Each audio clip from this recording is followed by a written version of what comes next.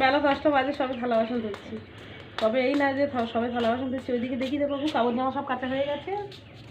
10টা বাজে থেকে এই যে কাপড় জামা কেচে নিয়েছি, ভাত করে নিয়েছি, ঘর দাবা গুছাবো। এবারে মাছের দোকানে গেছিলাম, বরের মাছের দোকানে, এসে থালা বাসন ধোয়া হচ্ছে।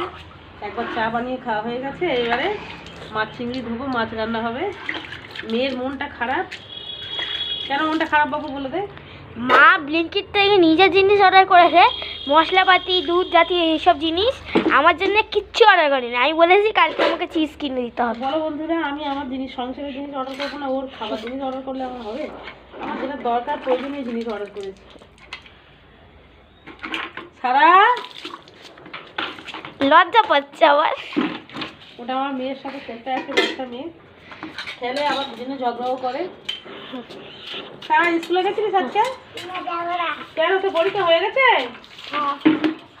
পরীক্ষা হয়ে গেছে? কবে রেজাল্ট দেবে? কবে একটু পরে দেবে? আর আনিশা দিদির তো পরীক্ষা আজকে সবে শেষ।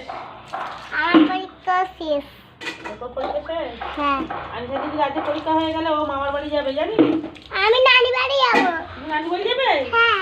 আচ্ছা, আনিশা কোথায় কোথায় যাবে? আনিশা দিদি জিজ্ঞাসা করে দেখ। বইমেলায় যাবে।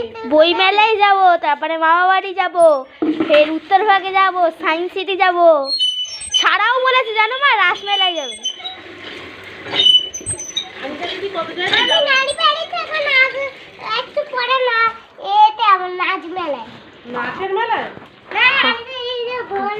রাসমেলা, রাসমেলা। রাসমেলায় যাবে? হ্যাঁ। আচ্ছা, আমরাও যাবো। হ্যাঁ, ওর মা বলছিল তো আজকে যাবে। কালকে তোদের বাড়ি থেকে সবাই গেছিল তো। চলো বাবু, চলো।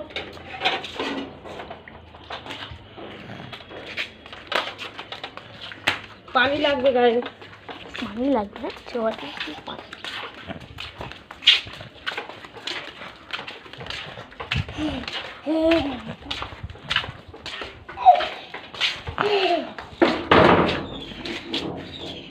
গেটটাকে বন্ধ করে দিয়ে রাখো।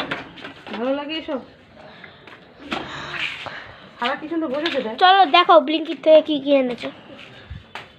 ব্লিঙ্কিট থেকে আবার কি এনেছি দেখাতে হবে।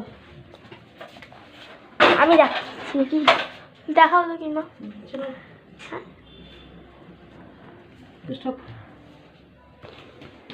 শুধু আমার মেয়ের কত হিংসা হচ্ছে দেখো বন্ধুরা।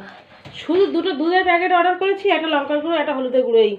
তাই শুধু ও বলছে আমার কিছু অর্ডার করনি, আমার কিছু। এই লঙ্কার গুঁড়ো, হলুদের গুঁড়ো আর দুধের প্যাকেট দুটো কই? ঘরে আছে। ঘরে থাকবে।